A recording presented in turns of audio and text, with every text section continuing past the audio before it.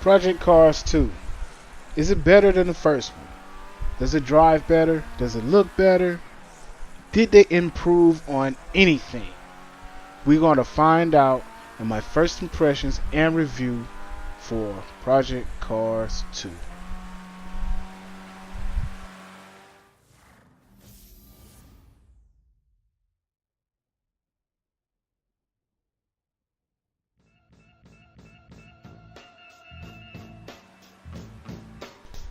My first impressions and review for Project Cars 2. Now, when I do my review scores, I'm gonna score them by, thumbs up, 1 thumb or 2 thumbs. That's how I'm gonna do it. It makes it simpler, and you can trust my judgment. So, first of all, let's talk about the customization of this game. You can customize everything from the tires to the gears to your transmission. I know that might be the same. Everything. You can go to your mechanic, your engineer, and tell them, look, I'm not turning into curves like like I should be, and he'll work on your car to where it makes it a little bit easier to turn into curves like you should be, like when you're slowing down or you're speeding up. But it only goes for certain cars now, because certain cars, it's just a fixed set. He's going to work on it to as much as possibly can, and you will feel the improvement. If you want to go faster, you tell him, look, I'm not reaching my top speed as fast as I need to, and he will improve it. So that's a good customization feature right there. Another feature of customization is basically the way the car looks. You can control the damage effect of the car. Now, I know this feature was sort of in Forza Motorsport 2, where as much damage you take to your car, it affects your car to where you might not can even drive it no more. You could probably won't even finish the track. You can cut that on and off before each race, and that's cool. I like that feature.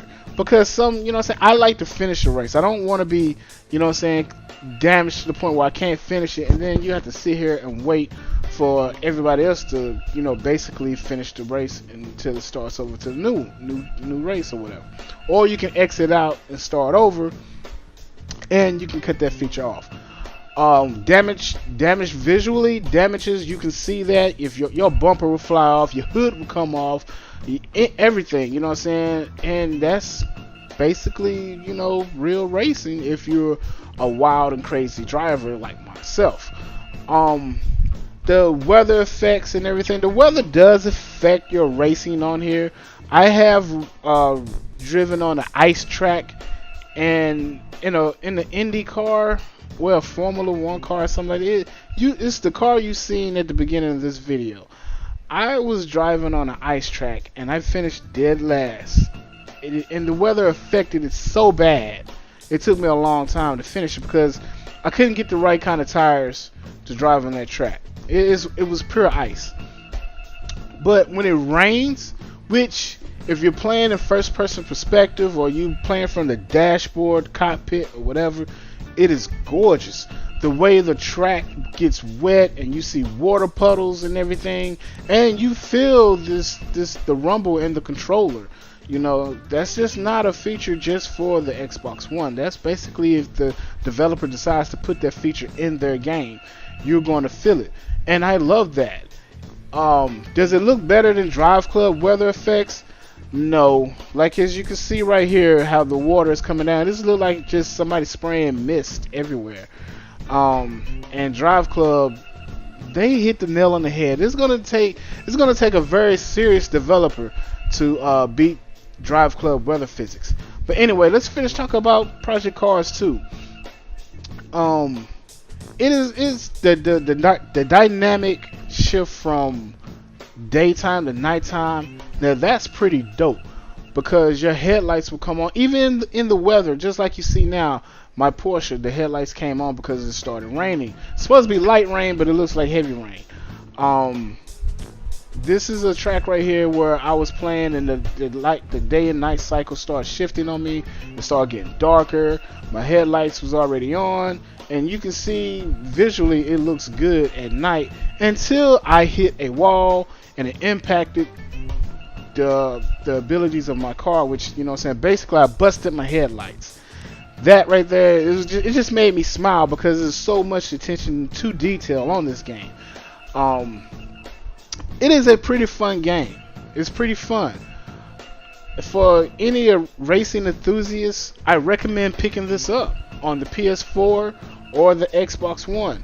If you have the Pro, it has special enhancements to where I think it's Digital Foundry said 1440p, which upscales to 4K if you have a 4K television. That's not bad. And it's 60 frames per second on both platforms, or all platforms. Now, you may notice a dip, you know what I'm saying, in frames and stuff.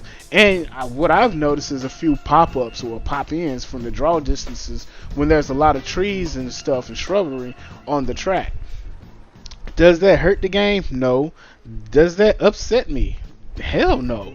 I don't really supposed to be paying attention to the trees because when I do, I run off the track.